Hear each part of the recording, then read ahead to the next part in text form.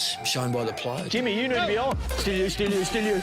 Well done, Sammy. Good work. He's the captain, I suppose. He can pull that rein. The things that we can do a little bit better for the bloke with the ball, about running to receive and getting into his vision and helping it. So those patterns that we've talked about, keep working on that press forward. So, yep, from 20 metres now, there's only 4 of us, but we've got to get into their grill. And when we do that, we're big, and then they've got to kick around us, and that's when an error might happen. We're really committed to playing our way. No 2-1 here, no 2-1. Gone. Yeah, good footy. We think that if we can get our system right, we don't have any passengers, that everyone's doing their bit and playing their role, then we're going to be a hard team to beat. Well, the Saints have been fantastic. 6 rounds into season 2019. They've been one of the great stories so far. And their coach, Alan Richardson's been good enough to join us. Richo, well done. Early start of the year, but a really positive environment around your club. Yeah, thanks, Daz. Good to be here. Yeah, it has been. I reckon underpinned by a disappointing year. It appears to have, certainly in the pre-season and leading up to now, motivated the group to want to respond in a really aggressive way. And you're right, there's a lot of really strong positive energy, even though the game on the weekend was a disappointing result. Going into the review this morning, there's real clarity around what worked and what didn't, and really looking forward to the challenge that is the Giants this week. You used the word energy. When I watch the Saints now, wasn't maybe the case last year, but that's when you've got that energy, when you bring that energy to a game, you are hard to beat. Yeah, we've I think our pressure duck has it's been pretty good for a while now. You're right, it dropped off a bit last year. There's no doubt that I think any team's pretty ordinary without that. Richmond have had enormous success built on pressure, and that's true of our team too. We've probably been able to add a little bit of smarts to it as well, and we didn't get it right on the weekend. We had too many go to one Adelaide player, and they were able to get on the outside of us. Leading up to this week, we've been a bit better with that in terms of the balance of being hard to play against, but being smart as well, and I think that's really helped us. When you, I know, going back to the pre-season, I know you've spoken about this before, but when you get the feedback like you did from Jaron Geary about your own coaching, and I guess we've all had feedback at different times in our lives, did that set you back on your heels at the time when you heard from him about the fact that he felt you'd concentrated too much on the negatives and not enough on the positives?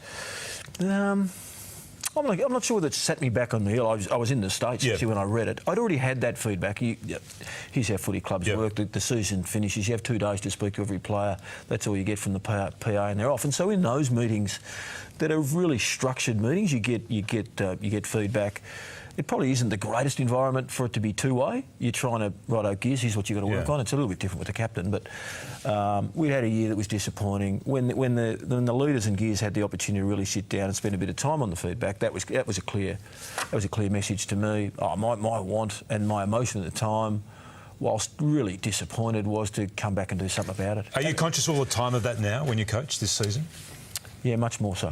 Yeah, and perhaps the way I've responded to the weekend's game in talking to Das initially, there was some things that we did right, there was things that we didn't get right last year, and I think this is fairly natural when you go in on the back of a 12-10 year, an 11-11 year, and then the year doesn't go the way you're looking at.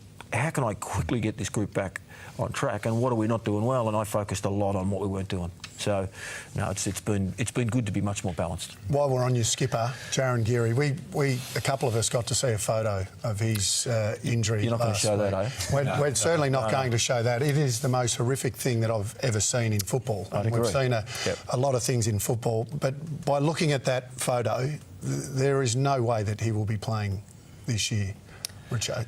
Oh no, that's not right. You think? No, I think. Well, he was in at the club today, so he got out of hospital yesterday. He was walking relatively normal. Now, he's got as you now know, he's got a massive scar that needs to heal. Have you seen anything like that in football? No, I haven't. No, I've heard of the injury before, and I've seen photos that are not as big as that. In terms of the wound, but yeah, no, it was a really significant injury. We're all thankful that there's been a good outcome, but we're now relatively optimistic, according to the surgeon, that after a period of just letting it heal and then retraining and seeing how it responds, that he's a chance to be coming back and playing footy. Richo, the club made some huge changes over summer. You brought a lot of people in: Brett Ratton, Gubby Allen, Dermot Brereton's joined recently. The one I'm interested in, a lot of people ridiculed, was Billy Slater turning up to the club. What impact has he had on the group? A significant impact, yeah. Billy's a winner. Billy's a person that has been an elite performer for such a long time, and it doesn't matter. It doesn't matter the sport really, although the physical nature of his sport, whilst we're not at that level in AFL footy, in many ways we aspire to be. So his messages have been really strong, and they've been consistent with what I'd reckon you'd hear from a lot of leadership consultants. But because he's lived it and you know, comes in with such enormous respect initially because of what he's achieved, he's having a real impact, and he uses his Storm stories. I'm not sure whether Craig would want me saying that, but they don't go any further than to our playing group. But for him to be able to talk about what he's done in his career in their footy club and be able to, you know, transfer that into our players has been incredibly beneficial. Is that extended tackling? He does our tackling work, yeah, and that's going well. Second in the AFL before the weekend, I think. Yeah, I think we were plus 20 odd on the weekend with tackles. They took the tackle away from us. They started to kick around us, but that part's going well, yeah. You were really honest early in the season about Dan Hanbury, where he was at. You know, when everyone was speculating about, you know, he's going to be back in a couple of weeks' time, 3 weeks' time, you said, no, we're going to have to rebuild this bloke. Yep. How's the rebuild going? The rebuild's going well, yeah. It's been one of those rebuilds that every time it looks like it's getting somewhere, you know, as coach you start to, gee, this is going to be exciting for us in terms of perhaps such an experienced player, because that's, you know, we're starting to get light on in terms of leadership and experience, and Dan was bought for our footy club for exactly that. So I'm reluctant to be overly optimistic about where it's at, but it is. It's for the first time really. He's taken some really positive steps. And did you identify an area that he was was there one specific thing that you've had to rebuild that's now you've got to the bottom of, so that you've actually identified a real problem there? Or no, It was a lot of things. No, it was a lot of things, and it was basically came back down to the fact that Dan had continued to play off relatively, in fact, significantly interrupted, perhaps for 2 years in a row. Right. And was basically just, I'll say worn out, but had to be basically reconditioned to be able to cope with the loads required.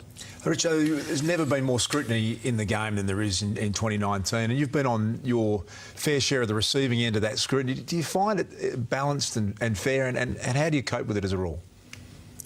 Perhaps I'll start with the coping bit, and that might explain the answer in terms of whether I think it's balanced or not. I'm really mindful of not listening to a lot of it. I can't control that. I understand that, I mentioned before, 2 relatively good years in terms of where our list was going and where the team performance was going. If you don't live up to expectations, our footy club is going to be under scrutiny, our players are going to be under scrutiny, and certainly the leader, the coach, is going to be under the most scrutiny. So I get that and understand that. My coach for 9 years, Lee Matthews, always reminded us, you're never as good as people say you are, you're never as bad as people say you are, and that's true. So I don't put a lot of weight on it. I don't get annoyed by it, I don't get frustrated by it. The only time I reckon coaches find it quite challenging is all those people around you that get frustrated. When your mum, who's 82, can't turn the telly on and watch anymore, you think, gee, that's that's awkward. But no, I'm fine with it. I mentioned energy before.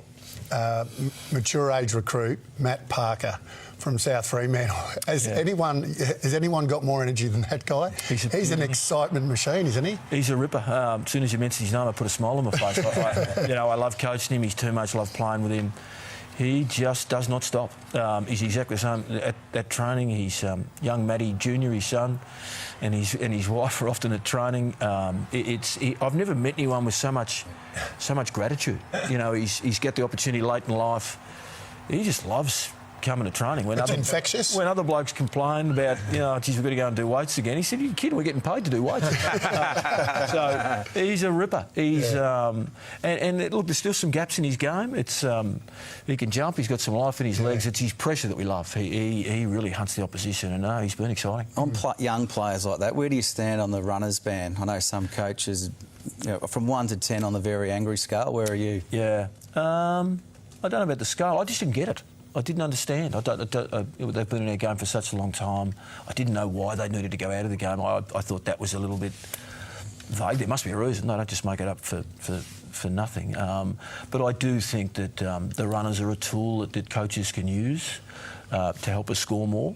And you know, when we're at an elevated position and can see that this is the way the opposition are going to defend us pretty early, much earlier than players are at the same level can do, and we can get a message out and say, right, they're going to stop us switching. We might have to go through. Okay, they're going to play skinny defence. We can possibly go around. But that can certainly help a young group. Now, you've had no luck at all, obviously. Carlisle, Roberton, you mentioned Hennebury. I want to ask you about Paddy McCartan, because I guess he's the great unknown. The others, you sort of know. They're injuries, they can get through it. Where's he at? Can you see him playing again this year? And if so, will it be in the forward line? Yeah, two really good questions. I don't know whether Paddy will play again this year. And I know from our perspective, you know, we'll really look at... We've already done a fair bit of work. You're looking at this stuff now, and I'm looking at it with you. You know, technically it doesn't look good, does it? It looks a little bit clumsy. He's a very courageous boy. He's one of those blokes that you almost got to protect from himself, given his commitment to his team. A little bit of silly courage, isn't it? It is. No, it is. No, absolutely. And so when it is that he's right, and there's still a fair bit of water to go under the bridge there, he needs to get the all clear from the medicos. He still has symptoms, and that's been a while now. Yeah. So that is a long time. So, but let's just, for the sake of this conversation, let's just imagine that's all okay. Yep. Then we'll seriously look at playing Paddy back.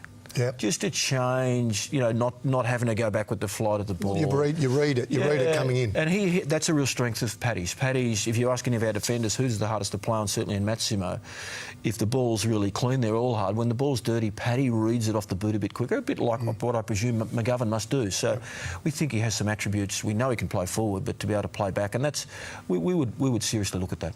And when will the Saints fans see Max King? Soon. Yep. Soon, obviously through the VFL. He's training, he's doing everything at the moment. It's pretty exciting watching the big fella go around. And so I reckon another few weeks before he plays VFL footy, and then, you know, we'll just see how he goes. You know, we're getting a little bit light on in front of the ball, so, you know, we're wanting him to... And the coaches, the fitness... How excited are you about what you're seeing? I've been really excited. Yeah. And we know the big blokes take a while, and I'm sure that'll be the case. But no, he's going really well, and that's part of the reason that you mentioned some of the staff before, Mick, that we wanted Dermy to come on board to try and fast-track that. If you look at his junior stuff, he's either out-sprinted or out-reached opponents, and that's probably not going to happen at AFL footy. He's got to learn a bit of the craft, and that's we think that Dermy can help him there. Jackie Felwack's been monitoring the social media. Jackson, questions for Richo? Yeah, we always like to get some questions from our viewers, and Bradley has asked us, which team has been the best you've played against this year?